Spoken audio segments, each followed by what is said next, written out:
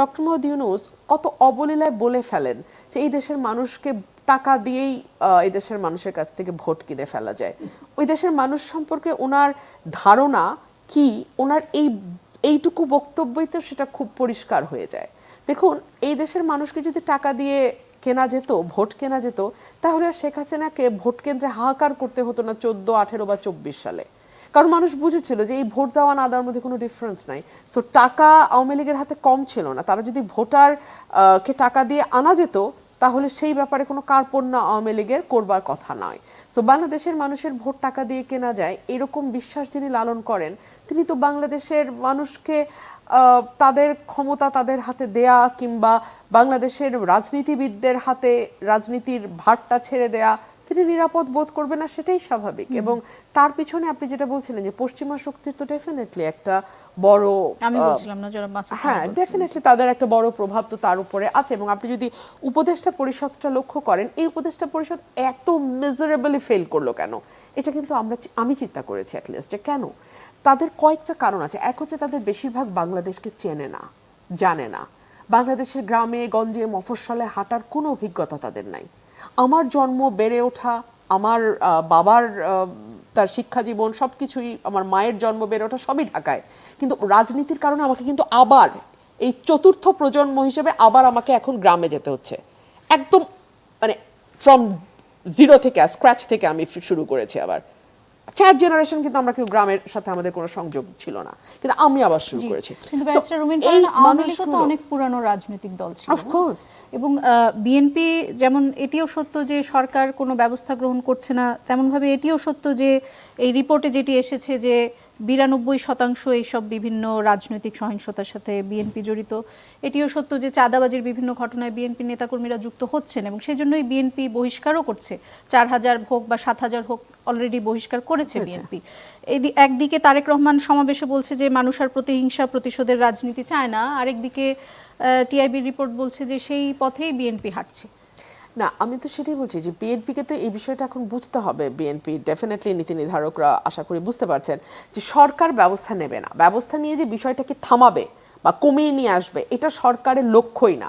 সরকার চাইছে ঘটনাগুলো ঘটতে থাকুক, ঘটনাগুলো ঘটতে থাকুক, আরও বেশি ঘটুক, গণমাধ্যমে আসুক, মানুষের এক ধরনের বিতৃষ্ণা তৈরি হোক, মানুষ পলিটিশিয়ানদের কাছ থেকে মুখ ফিরিয়ে নেক, মানুষ পলিটিক্যাল পার্টিগুলোকে না বলুক, নেগেটিভ একটা ইমপ্রেশন মানুষের মধ্যে তৈরি হোক, এটা তো সরকার চাইছে।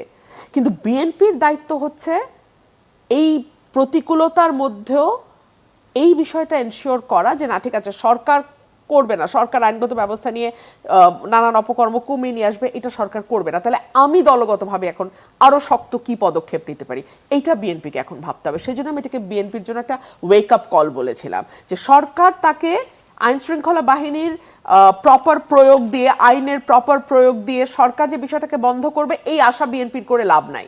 বিএনপিকেই ব্যবস্থা নিতে হবে এবং বিএনপিকেই আরো শক্ত পদক্ষেপ নেওয়ার কথা চিন্তা করতে হবে, যাতে নিজের ভবিষ্যৎ চিন্তা করে নিজের দলের নেতাকর্মীকে আরো শক্তভাবে হ্যান্ডেল করা যায়। আচ্ছা, আমি যে জায়গাটাতে ছিলাম, এই উপদেষ্টা পরিষদের মেজারেবলি ফেল করার কারণ হচ্ছে তারা বাংলাদেশ জানে না, এবং 2 হচ্ছে তাদের প্রত্যেকের একটা করে পা দেশের বাইরে ফেলা। সো তারা জানে যেই মুহূর্তে দেশ উত্তপ্ত হওয়া শুরু হবে, ওই মুহূর্তে যেই পাটা বাংলাদেশে আছে ওই পাটাকেও তারা ওই দেশে নিয়ে যাবে। আমাদের 1 মিনিট, আমাদের ভবিষ্যৎ, আমাদের সামনের দিন, এগুলো নিয়ে তাদের কারো কোনো মাথা ব্যথা নাই, কারো কোনো মাথা ব্যথা নাই। সুতরাং তারা এই যে মাসুদ খান ভাই বলছিল না যে এটা কি ভাই নাকি ট্রায়াল অ্যান্ড এরারের প্রসেস নাকি বাংলাদেশটা, হ্যাঁ বাংলাদেশটা তাদের কাছে একটা গিনিপিগের মতো, ট্রায়াল অ্যান্ড এরারের মতো। আপনি আমাকে বলেন ডে 1 থেকে সরকারের কোনো রোড ম্যাপ, সরকার কি করতে চায়? রোড ম্যাপ মানে আমার সময় এতদিন, আমি এতদিনের মধ্যে এইটা এটা এটা এটা আমার এজেন্ডা, এটা আমার প্রায়োরিটি, এটা আমার মধ্যম, এটা আমার লিস্ট প্রায়োরিটি। 3 হচ্ছে আমি কাদেরকে দিয়ে আমার গোল অ্যাচিভ করতে চাই, এই উপদেষ্টা পরিষদ, এর মধ্যে এই উপদেষ্টা ফেল করছে, তাকে বদলে নতুন উপদেষ্টা আনা, কিংবা যে উপদেষ্টারা নানান রকম দুর্নীতির অভিযোগ আসছে, ক্রাইমের অভিযোগ আসছে যাদের বিরুদ্ধে, তাদেরকে জবাবদিহিতার মধ্যে আনা। একটা কিছু সরকার করেছে? সরকার সফল হওয়ার জন্য কোনো রকম কোনো চেষ্টা করেছে? সরকার নিজে ব্যর্থ হচ্ছে এবং একই সঙ্গে সরকার পলিটিক্সকে ব্যর্থ করার চেষ্টা করছে, which is very dangerous. একটু থামাবো আমি। আপনি বলেছেন যে সরকার রোড ম্যাপ দেয়নি, বিএনপি আসলে কি রোডম্যাপ দিয়েছে যেটি দেখে আমরা বুঝবো যে সরকার যেভাবে ব্যর্থ হয়েছে, এই সরকার যেভাবে ব্যর্থ হয়েছে, বিএনপি তার চেয়েও মেজারেবলি ফেল করবে না, সেটি আমরা কিভাবে বুঝবো? আরেকটি আপনি বলেছেন যে উপদেষ্টারা এক পা বাইরে দিয়ে রেখেছে, আপনাদের ভারপ্রাপ্ত চেয়ারম্যান 2 পাই বাইরে দিয়ে রেখেছেন, এবং আমি যুবদলের সমাবেশে স্লোগান শুনছিলাম যে তারেক রহমান দেশে ফিরে আসবেন, সেটি নিয়ে অনেক স্লোগান দেওয়া হচ্ছিল এবং নেতাকর্মীরা খুবই উজ্জীবিত সেই বিষয়টি চিন্তা করে। কিন্তু এখনও তো তিনি ইউকেতে আছেন এবং এখনো আমরা তার আসার কোনো রকমের লক্ষণ দেখতে পাচ্ছি না। দুটো প্রশ্ন। প্রথম প্রশ্নের উত্তর হচ্ছে বিএনপি ক্ষমতায় গেলে কি কি করবে সেটা অলরেডি বিএনপি বহুবার বলেছে। আচ্ছা, সেই কেতাবি কথা বাদ দিলাম, 31 পয়েন্টস বাদ দিলাম। আপনি লক্ষ্য করে দেখবেন বিএনপির ভারপ্রাপ্ত চেয়ারম্যান, ছাত্র দলের সমাবেশ ছিল গতকাল, আজকে যুব দলের ছিল, দুটোতেই কিন্তু তিনি খুবই দিক নির্দেশনামূলক কথা বলেছেন যে এখন কথা না, এখন কাজের সময়, এবং কি কি কাজ উনি করতে চান, শিক্ষাক্ষেত্রে কি কি পরিবর্তন আনতে চান, বাচ্চাদের কর্মসংস্থান তৈরির জন্য কি কি করতে চান, সেই কর্মসংস্থানে তারা যেন দক্ষ জনশক্তি হিসেবে দেশের বাইরে কাজ করতে পারে সেটার জন্য তিনি কি কি করতে চান, ইত্যাদি ইত্যাদি ডিটেল বর্ণনা তিনি দিয়েছেন। এবং নির্বাচন যখন আসবে তখন কিন্তু প্রতিটি দল তাদের যার যার প্রতিশ্রুতি জনগণকে জানাবে, এবং তখনই আরো বেশি পরিষ্কার হবে কোন দল ক্ষমতায় গেলে কি করবে। এবং মানুষের কাছে যেহেতু তার একটা লিখিত ইশতেহার থাকবে সামনে যে এই দল, এনসিপি ফর এক্সাম্পল গেলে এটা এটা এটা করবে, বিএনপি গেলে এটা এটা এটা করবে, জামাত গেলে এটা এটা এটা করবে। সো যেই দলটাই ক্ষমতায় যাক না কেন, বিএনপি যাক আর যেই যাক, তারা ওই ইশতেহার অনুযায়ী কাজ করছে কিনা, তারা তাদের মানুষকে দেয়া প্রতিশ্রুতি রক্ষা করছে কি করছে না, সেটা কিন্তু মানুষের কাছে খুব পরিষ্কারভাবে থাকবে। আর ওই ইশতেহারটা দেখে যদি মানুষ মনে করে, মেজরিটি মনে করে বিএনপিকে ভোট দেবে, বিএনপি ক্ষমতায় যাবে। তারপরে যদি বিএনপি সেটা বাস্তবায়ন করতে না পারে, সেটার মাসুল ভোটের মাধ্যমেই বিএনপিকে দিতে হবে। সো এটা, এইসব ছক খুব পরিষ্কার। রাজনীতির ছকের মধ্যে কিন্তু কোনো গোলমাল নাই। গোলমাল হয় এই ধরনের অস্পষ্ট সরকারকে ঘিরে।